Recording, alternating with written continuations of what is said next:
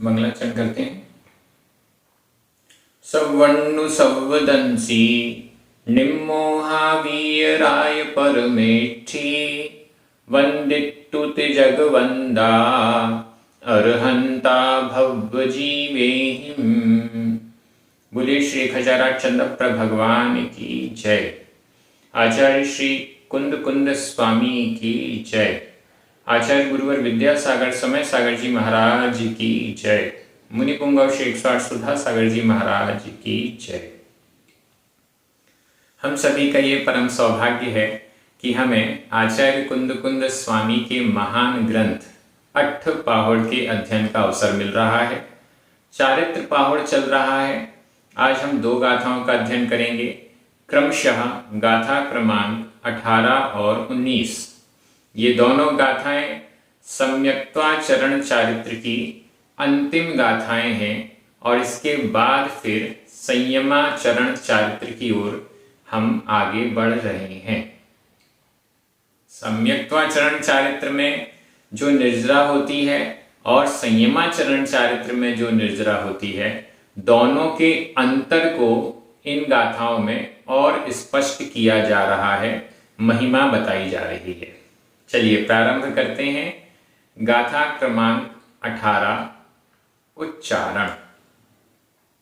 ए ए ए ए तिणी तिणी अधणा पुरणा तिणी वि भावा भावा हवंती हवंती जीवस्स अधस पुरसा जीवस्स मोहरहियस्स मोहरहियस्स ऋणीय गुण माराहंतो ऋणीय गुण माराहंतो अचिरेण अचिरेण वि कम्म कम्म परिहरई परिहरई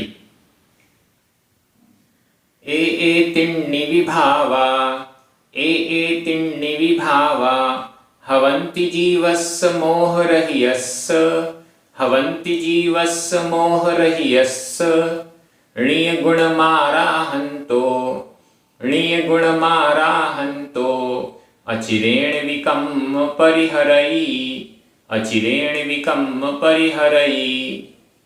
गाथा बहुत अच्छी है, बड़ी सरल भी है। ए तिण्णि विभावा ए ये तिण्णि तीनों ए तिण्णि तिण्णि यानी तीनों ये तीनों भी भावा भाव ये तीनों भी भाव। कौन से तीनों भावों की चर्चा चल रही है? पिछली गाथा में सम्यक दर्शन, सम्यक ज्ञान और सम्यक चारित्र की चर्चा आई थी। ए तिण्णि विभावा ये तीनों भी भाव, सम्यक दर्शन, सम्यक ज्ञान और सम्यक चारित्र, ये तिण्णि तीनों भी भावा भाव ये तीनों भी भाव हवंती होते हैं। हवंती वर्तमान काल अन्य पुरुष बहुवचन का क्रिया रूप है, होते हैं। ए तिण्णि विभावा ये तीनों भी भाव हवंती होते हैं। किसके होते हैं? जीवस्स जीवस्स जीव के होते हैं। पहले भी चर्चा आई थी। जीवस्स जीव के ए तिण्णि ये तीनों भी भावा भाव हवंती होते हैं। अजीव के नहीं होते, उद्गल धर्म धर्म आकाश काल के नहीं होते। ये तीनों भाव तो जीवस्स जीव के होते हैं। कौन से जीव के होते हैं? विशेषता हर किसी जीव के होते हैं क्या? मोह रहियस्स मोह रहियस्स मोह रहिय रहित मोह रहित के मोहनीय कर्म से रहित जो व्यक्ति है, जिसने मोहनीय कर्म को या तो उपशम कर दिया या क्षय कर दिया, जिसने मोहनीय कर्म 2 प्रकार के हैं, दर्शन मोहनीय और चारित्र मोहनीय। दर्शन मोहनीय की 3 प्रकृतियां, चारित्र मोहनीय की 25 प्रकृतियां, टोटल 28 प्रकृतियां। मोहनीय कर्म का जिसने उपशम कर लिया है, क्षय कर लिया है या क्षयोपशम कर लिया है, उसके ए तिण्णीव भावा हवन्ति, उसके ये तीनों भी भाव होते हैं, सम्यक दर्शन, सम्यक ज्ञान और सम्यक चारित्र। कब होगा? जब मोहनीय कर्म का उपशम, क्षय या क्षयोपशम किया जाएगा। सम्यक दर्शन के 3 प्रकार होते हैं, औपशमिक सम्यक दर्शन, क्षयोपशमिक सम्यक दर्शन और क्षायिक सम्यक दर्शन। सम्यक दर्शन की विरोधी प्रकृतियों का उपशम करने से, क्षय करने से अथवा क्षयोपशम करने से ये सम्यक दर्शन प्रकट होते हैं। अगर आपको ये शब्द समझ में नहीं आ रहे, उपशम, क्षय और क्षयोपशम, इसके पहले के कुछ ग्रंथों के स्वाध्याय के दौरान इसका अच्छे से खुलासा किया गया है। आगे भी यदि प्रकरण आएगा तो अपन देखेंगे। अब इतना ही समझ लें, मोहनीय कर्म का उपशम, क्षय या क्षयोपशम करने पर ये भाव होते हैं। अगर मोहनीय कर्म का उपशम, क्षय और क्षयोपशम नहीं करेंगे तो ये भाव नहीं होंगे। स्वभाव से सम्यक दर्शन हमारा स्वभाव है, सम्यक ज्ञान हमारा स्वभाव है, सम्यक चारित्र हमारा स्वभाव है, ऐसा नहीं कहा जा रहा। ये स्वभाव नहीं है, ये हमारे अंदर का गुण है। लेकिन प्रकट कब होगा? जब ये मोहनीय कर्म का पर्दा या तो हम उपशम करें या क्षय करें या क्षयोपशम करें, तब जाकर ये प्रकट होगा। स्वभाव की दृष्टि से हमारे अंदर पोटेंशियल है, इस रत्नत्रय को प्राप्त करने की पोटेंशियल हमारे अंदर है, इसकी संभावना हमारे अंदर है, इसकी मौजूदगी हमारे अंदर है। लेकिन ये प्रकट कब होगा? जब उपशम, क्षय, क्षयोपशम हम करेंगे मोहनीय कर्म का।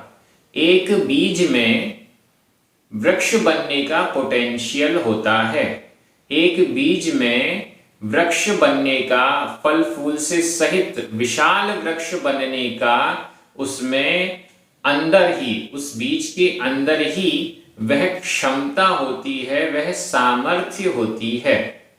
लेकिन वह सामर्थ्य प्रकट कब होगी?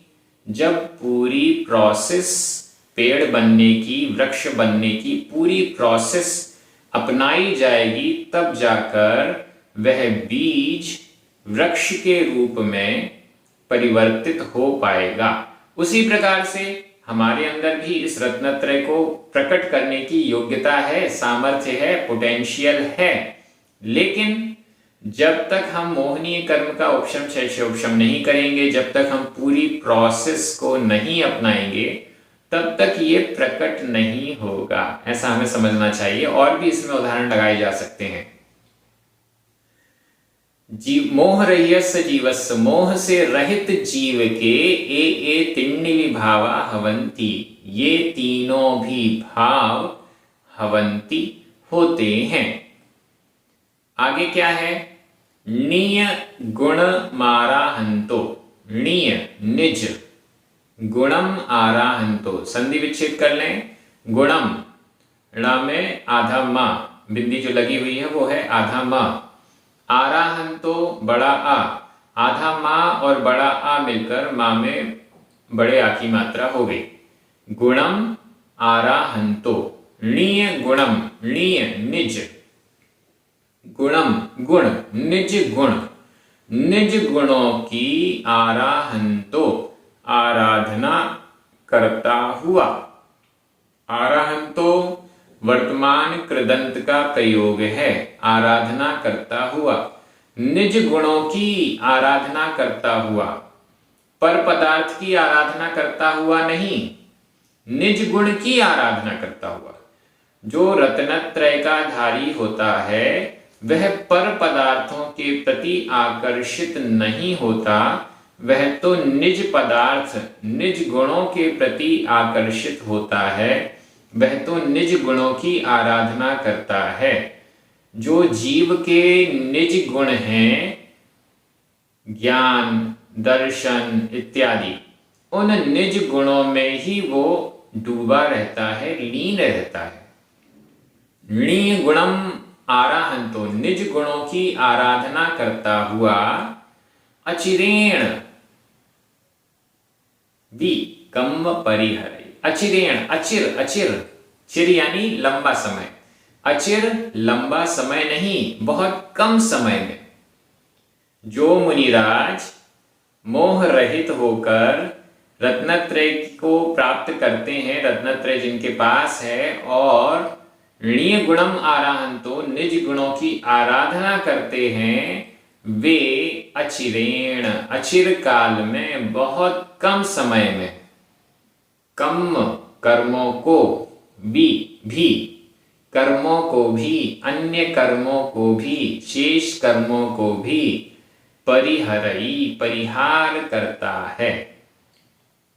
वह मुनि कर्म का परिहार करता है, वह भी अचिरेण, बहुत कम समय में। निज गुणों की आराधना करता हुआ वह मुनि, वे साधक, अचिरेण, अचिर काल में, बहुत कम समय में, कम कर्म का परिहरे, परिहार करते हैं, कर्म का त्याग करते हैं, कर्म से छूट जाते हैं, ऐसा समझना चाहिए। गाथा बहुत सरल है, इसमें कुछ बातें जो हमें समझने योग्य हैं। मोह से रहित जीव ही रत्नत्रय को धारण करता है। मोह से रहित जीव के ही ये रत्नत्रय होता है। अब मोह से रहित का मतलब चाहे उपशम हो, चाहे क्षय हो, या क्षयोपशम हो, तीनों ही रहित से हम ले सकते हैं। मोह से रहित होने पर ही रत्नत्रय की प्राप्ति होगी। और निज गुणों में जो तल्लीन है, निज गुणों की आराधना में जो लगा हुआ है, वह साधक बहुत जल्दी कर्मों की निर्जरा करता है और फिर मोक्ष प्राप्त करता है। कर्मों की निर्जरा हुई और मोक्ष प्राप्त हुआ। व्याकरण की दृष्टि से ए तिन्नी गुणा, ये तीनों ही प्रथमा विभक्ति के बहुवचन हैं। वी 2 बार आया है, ये अव्यय है, इसमें विभक्ति नहीं होती। हवंती वर्तमान काल अन्य पुरुष बहुवचन का क्रिया रूप है। जीवस्स मोह रहियस्स षष्ठी विभक्ति का एक वचन है। निगुणम द्वितीय विभक्ति का एक वचन। आराहंतो प्रथमा विभक्ति का एक वचन। अचिरेण तृतीय विभक्ति का एक वचन। कर्म द्वितीय विभक्ति का एक वचन। परिहरई वर्तमान काल अन्य पुरुष एक वचन का क्रिया रूप है। हिंदी अर्थ कर रहा हूं, आपकी नजर प्राकृत शब्दों पर जानी चाहिए। मोह से रहित जीव के ये तीनों भी भाव होते हैं। निज गुणों की आराधना करता हुआ साधक बहुत जल्दी, बहुत कम समय में कर्म को भी छोड़ता है। अब हम चलते हैं गाथा क्रमांक 19 पर। कर्म को छोड़ता है, बड़ी स्पीड से छोड़ता है, बहुत कम समय में छोड़ता है। तो कर्म को छोड़ने की स्पीड क्या है, कैसे कर्म छूटते हैं, कितनी स्पीड से छूटते हैं, ये हम अगली गाथा में देख रहे हैं। उच्चारण संखिज्य, संखिज्य आधा जा पूरा जा। मसंखिज्य, संखिज्य मसंखिज्य, संखिज्य मसंखिज्य। गुणम, गुणम च सासारी, सासारी, कहीं पर संसारी, यह भी पाठांतर पाठभेद मिलता है। सासारी। मेरु मित्ता, सासारी मेरु मित्ता। णम णम। सम्मत्त सम्मत्त मणुचरन्ता सम्मत्त मणुचरन्ता। करन्ति करन्ति दुःखक्षयम् दुःखक्षयम्। आधा का ख 2 बार है। दुःखक्षयम्। धीरा धीरा। संखिज्यमसंखिज्य संखिज्यमसंखिज्य गुणं च सासारिमेरुमित्ताळम् गुणं च सासारिमेरुमित्ताळम्। सम्मत्तमणुचरन्ता सम्मत्तमणुचरन्ता। करन्ति दुःखक्षयं धीरा करन्ति दुःखक्षयं धीरा। बड़ी अच्छी गाथा है। करन्ति दुःखक्षयं। करन्ति करते हैं करन्ति करते हैं। ऊपर आया था हवन्ति होते हैं, यहाँ आया करन्ति करते हैं। वर्तमान काल अन्य पुरुष बहुवचन का क्रिया रूप है। करन्ति करते हैं। क्या करते हैं? दुःखक्षयं दुःख क्षयं क्षय दुःख का क्षय दुखों का क्षय। करन्ति करते हैं समस्त दुखों का क्षय करते हैं। समस्त कष्टों का दुखों का जो भी संसार में होता है उन सब का क्षयम क्षय यानी नाश करन्ति करते हैं। कौन करते हैं? धीरा धीर पुरुष धैर्यवान पुरुष धैर्यवान साधक। धीरा धीर धैर्यवान साधक। साधना कर रहे हैं जो धैर्य पूर्वक साधना करते हैं ऐसे धीरा धीर पुरुष करन्ति करते हैं दुःखक्षयं दुखों का क्षय करते हैं। हम सोचें कि हम तुरंत ही एक दिन की साधना करें और उस साधना के फल से हमारे दुखों का क्षय हो जाए, ऐसा संभव नहीं है। समय तो लगता है। माना किसी किसी को कम समय लगता होगा, कोई बहुत जल्दी कर्मों का क्षय कर लेता है, लेकिन हम ये नहीं देख पाते कि उसकी साधना भवों से चल रही है। इस भव से अकेली साधना नहीं है, भवों से उसकी तैयारी चल रही है, वर्षों से उसकी तैयारी चल रही है। इसलिए परीक्षा के दिन वो आसानी से बैठा हुआ है और उसने परीक्षा को बहुत सरलता से पास कर लिया। अनंत भवों की तपस्या काम आती है, तब जाकर मोक्ष की प्राप्ति होती है। कई जीव एक भव में भी तपस्या करके मोक्ष प्राप्त कर लेते हैं, लेकिन तैयारी पूर्व में कितनी लंबी चल रही है, कितनी अच्छे से चल रही है, यह हमें पता नहीं चल पाता है। वर्तमान का तो हम देख लेते हैं, लेकिन पूर्व की तैयारी हमें दिखाई नहीं देती। जो धीरा हैं, धीर धैर्यवान हैं, ऐसे साधक दुखों का क्षय करते हैं। विशेषण देखिए, सम्मत्त मणुचरन्ता। धीरवान पुरुष कैसे हैं? सम्मत्त मणुचरन्ता। इसका संधि विच्छेद कर लें। सम्मत्तम आधा मा, अणुचरन्ता अ, आधा मा और आ मिलकर मा पूरा हो गया। सम्मत्तम सम्यक्त्व। अणुचरन्ता अनुचरण करने वाला, अनुचरण करने वाले बहुवचन है। अणुचरन्ता यह भी वर्तमान कृदंत का प्रयोग है। अनुचरण करने वाला, फॉलो करने वाला, फॉलो करने वाले बहुवचन में है। करन्ति भी बहुवचन है, धीरा भी बहुवचन है। अणुचरन्ता अनुचरण, अनुसरण करने वाले, पीछे पीछे चलने वाले, उसको फॉलो करने वाले। किसको फॉलो करने वाले? सम्मत्तम सम्यक्त्व को, सम्यक्त्वाचरण चारित्र को, क्योंकि यहाँ पर सम्यक्त्वाचरण चारित्र की चर्चा है। जहां पर भी सम्मत्तम शब्द आएगा तो हमें यही समझना है, सम्यक्त्वाचरण चारित्र। सम्यक्त्वाचरण चारित्र का अनुचरण करने वाला, फॉलो करने वाला, सम्यक्त्वाचरण चारित्र के अनुसार अपना आचरण करने वाले धीरा धीर पुरुष, धीर धैर्यवान साधक दुख क्षयम, दुखों का क्षय करंती, करते हैं। एकदम क्लियर हो गया नीचे का सेंटेंस। सम्यक्त्वाचरण का अनुचरण करने वाले धैर्यवान पुरुष दुखों का क्षय करते हैं। अब ऊपर वाली लाइन बड़ी अच्छी है। संखिज्य मसंखिज्य गुणम, संधि विच्छेद यहां भी कर लीजिए।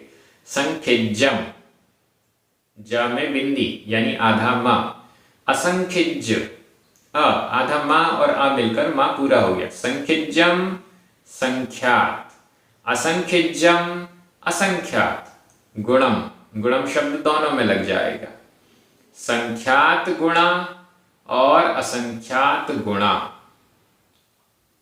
संख्यात गुणा और असंख्यात गुणा निर्जरा को करते हुए, संख्यात गुणी निर्जरा और असंख्यात गुणी निर्जरा को करते हुए दुखक्षयम, दुखों का क्षय करते हैं।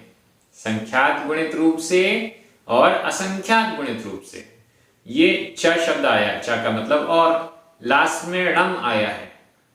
णम यह वाक्य अलंकार है, वाक्य को सुंदर बनाने वाला है, गाथा में शब्दों की पूर्ति करने वाला है। मतलब गाथा में शब्द जो लिमिटेड हैं उतने पूरे होने चाहिए, तो णम लगा दिया, जिससे गाथा सुंदर भी लग रही है और शब्दों की पूर्ति भी हो रही है।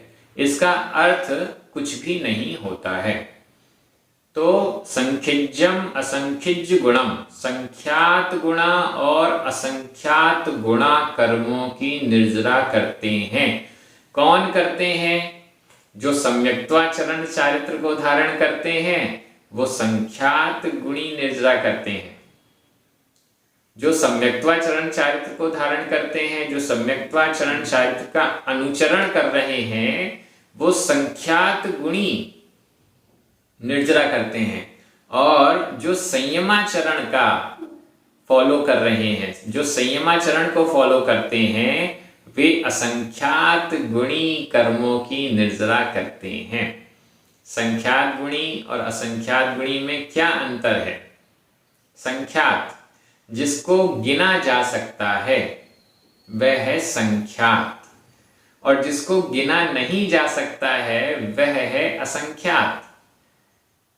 सिद्धांत की दृष्टि से देखें, मति ज्ञान और श्रुत ज्ञान से जिसे जाना जा सकता है उस संख्या को संख्यात कहते हैं।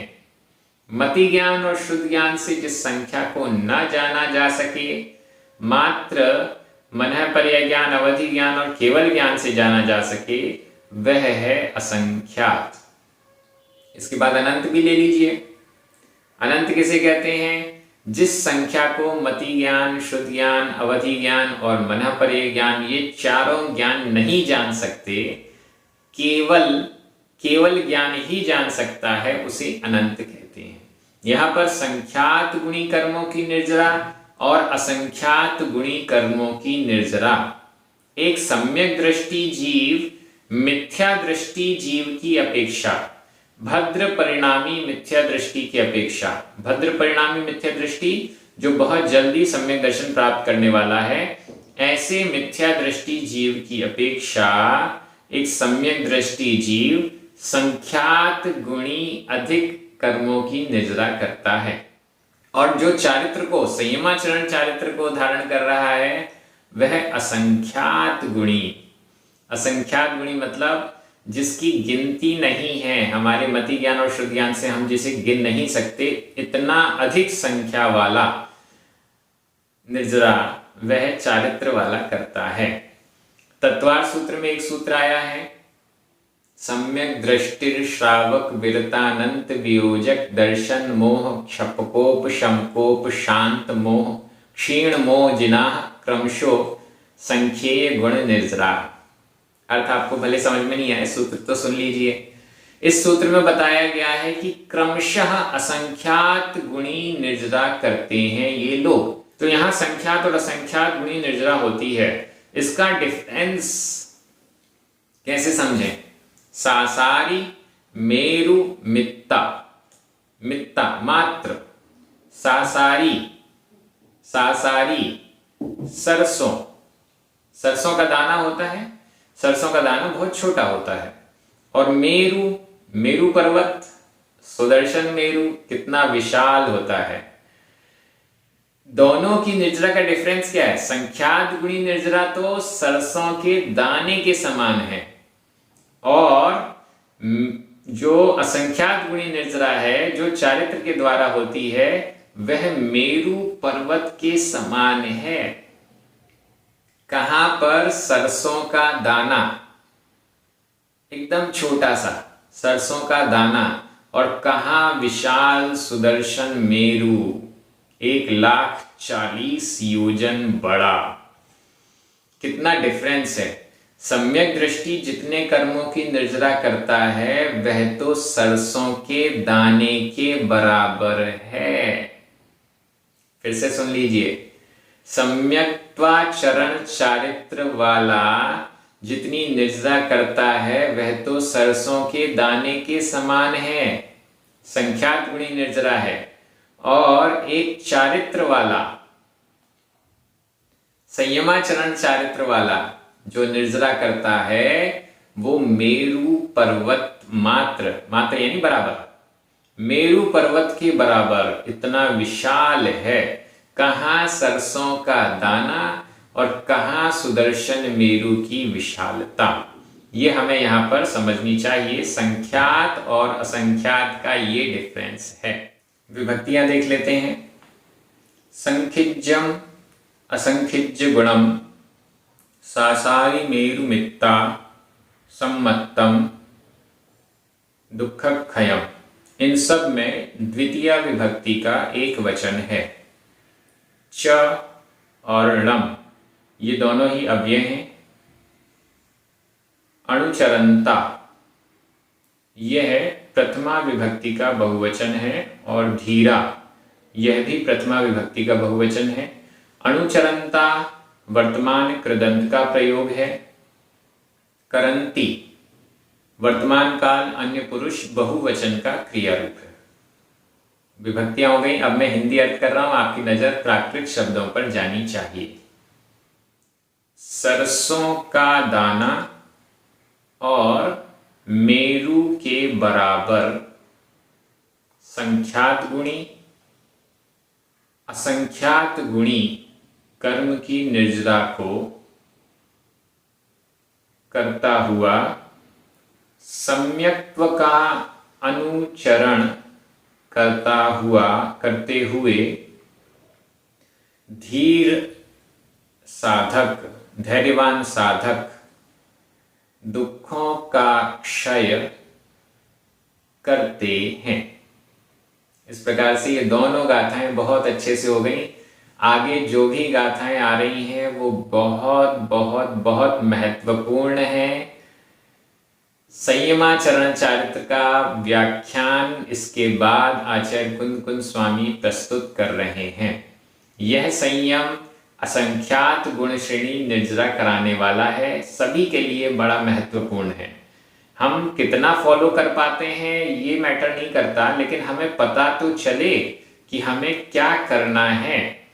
अभी नहीं कर पाएंगे, साल 2 साल 5 साल 10 साल बाद करेंगे। इस भाव में नहीं कर पाएंगे, आगे आने वाले भवों में करेंगे।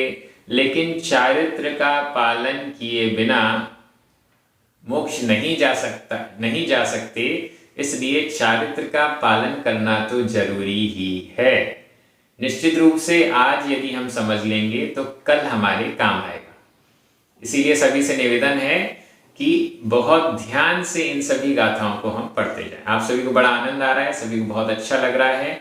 जिनवाणी स्तुति करेंगे, 9 बार नमोकार मंत्र पढ़ेंगे। सभी को जय जिनेंद्र।